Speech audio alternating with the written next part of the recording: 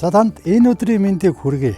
Бид шудраг усны талаар цуврал нэвтрүүлгүүд хийж байгаа. Үүний өмнө бид нийгмийн шудраг усны талаар та бүхэндээ танилцуулсан бол өнөөдөр эдийн засгийн шудраг ус гэж юу байдаг талаар өөрсдийнхөө бодлыг хэлэх гэсэн юм аа. Монгол улсын засгийн газар оюутлогоотой гэрээ хилцээр хийж Монгол улсад ноогдох ашгийг нэмэгдүүлсэн зардлыг нь бууруулсан гэж өчигдөр мэдэгдсэн. За Монгол улс бол баялагтай орон. Энэ баялагаас хүртсэн бидний тохиолдол гэх юм бол саяхан Эрдэнэс 5 толгойн хувьцааны мөнгө гэж биднэрт орсон 63,000 гаруй төгрөг. Тэгэхээр энэ баялагаас бид нар яаж хүртэх ёстой юм бэ? Бид нар ямар маягаар, ямар хэлбэрээр баялагаас хүртэх юм бол шудраг болох вэ гэдэг талаар бодож үзсэн үү? Энэ талаар өнөөдөр ярилцъя.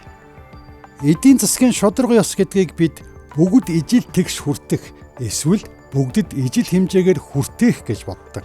Тэгвэл энэ бол шудраг ёс биш, харин тэгшитгэл. Хүн бүрийн зүтгэл авьяас хөдөлмөр өөр байхад үр дүнг нь хүчээр ижил байлгах нь өөрөө хамгийн том шудраг ус явдал. Жинхэнэ шудраг ёс бол хүн бүрт ижил мөнгө тараах биш, харин хүн бүрт баялаг бүтээх ижил боломжийг олгож хэн илүү зүтгэсэн нь тэр хэмжээгээр амьдралаа босгох талбарыг засаж өгөхийг хэлдэг. Бид уг нь бэлэнчлэг сэтгэлгээтэй ард түмэн биш, нүүдэлчдийн эдийн засаг бол тэр чигээрээ зах зээлийн эрүүл зарчим дээр тогтдог байжээ. Бэлчээр нь нийт их, харин мал нь хувийнх. Төрөөс хүнд ч мянгат малчин болох бэлэн мал өгөөгүй. Гэхдээ хэн цас зуднаар сонор байж, хэн эрт босож хичээсэн нь мянгат малчин болж, хэн залхуурсан нь хоосон хоцордог байгалийн шудраг хуулиар бид амьдарч ирсэн. Баялаг бүтээх талбай нь ижил байхад үр дүн нь хөдөлмөрөөрөө ялгардаг байв. 1921 оноос хойш бид 70 жил нэгэн том туршилтын лаборатори болсон.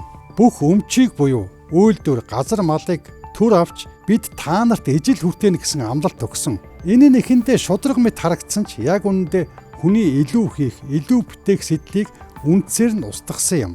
Сайн ч ажилласан, муу ч ажилласан ижилхэн цалин авдаг нийгэмд хинч хүчээр дайжлахын болсон. Үр дүнд нь бид шудраг хуваарлалтаар биш, харин бүх нийтийг хоосорлоор тэр нийгмээ дуусгасан. Социализм зөвхөн үзэл сурталаасаа болоод нураагүй, бас эдийн засгийн удирдлагын алдаанаас болж дампуурсан гэж бас үздэг. Гол алдаа нь дарга нар ширээний ард суугаад хинт юу хэрэгтэйг тооцоолж тэрийгэ хуваарлж чадна гэж итгэсэн. Тэгтэл хүн бүрт ижилхэн хувааж өгөх тусам бүтээмж нь унаж эдийн засаг зогсонг байдалд орсон. Эцсийн дүндээ төр хуваарлах баялаггүй болж бүгдээрээ хоосон лангууны ард очрлож зогсон нь эдийн засгийн хуулийг хүчээр өөрчлөх гэж оролдсны шагнал байлаа. Та бүхэн Шведийн социализм гэдэг үгийг сонссон баг.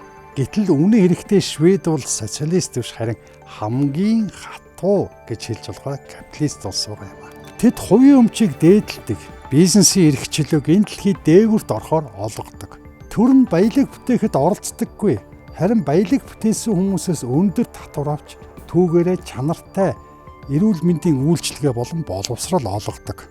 Тэгэхээр тэд баялагийг биш, харин боломжийг л дахин хуваарлж байгаа гэсэн. Бас хятадыг хэлж магадгүй. Тэгтэл бүгднээс хятад ардаас бол зээлийн бодлого, газрын хуваарлалт, татаас гэх мэт зохицуулалтын арга хэмжээгээр хувийн хөвшлийг чөлөөтэй ажилуулдаг.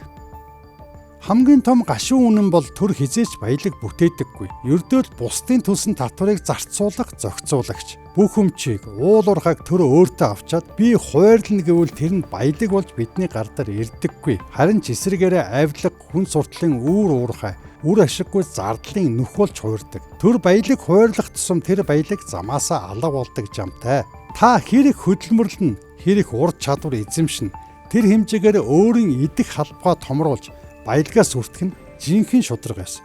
Зүтгэсэн нь дээшээ гарч зүтгээг нь байрандаа үлдэх нь хатууч гэсэн эрүүл тогтолцоо. Хөдөлмөрлөөгүй хүн, хөдөлмөрлсөн хүнтэй ижил баялаг хүртэх ёстой гэдэг бол шудраг бус ёсоо. Бид бэлэн мөнгө, хувьцааны мөнгө, халамж нэхэх тусам төр улам томорч бидний халаасанд гар дүрх ирэх нь нэмэгцээр байдаг. Төр томорно гэдэг нь бидний эрх чөлөө хумигдаж бид төрийн гар харсан хараад иргэд болж байна гэсэн. Төрөөс 60,000 төгрөг нэхэх биш, харин миний баялаг бүтээх боломжийг битгий боомл, татвараа багасга, шудраг шүүхтэй бай гэж нэхэх нь шудраг ёсоо. Эдийн засгийн шудраг ёс бол хэн нэгэн бидэнд баялаг хуваарлж өгөхийг хэлдэггүй. Харин өөрсдөө хөдөлмөрийн үр шимийг хэн нэгэн төрийн түвшмэлд булаалгахгүйгээр өөртөө үлдээх хэрэгчлээ юм а. Төрөөс юу ч битгий өхөс зөвхөн өөртөө шудраг байхыг л шаард. Жинхэнэ баялагийг төр биш, таны хичээл зүтгэл бүтээнэ. За ингээд эхнийхээ сэдв рүү эргэж орохоос аргагүй болж байгаа юм. Оюу толгой Монголд ноогдох хувь хэмжээг нэмэгдүүлэх гэхэд тэр нэмэгдсэн хувь хэмжээг хэн авах вэ? Хэн тэрийг эзэмших вэ? Мэдээж төр эзэмшнэ. Та тэгээд төр хизээ хідэн төгрөг биднэрт хуваарлах бол гэд хараад гордод амьдраад суух уу?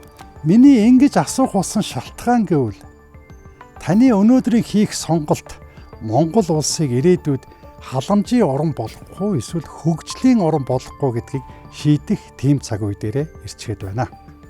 Анхаарал тавьсан танд баярлалаа.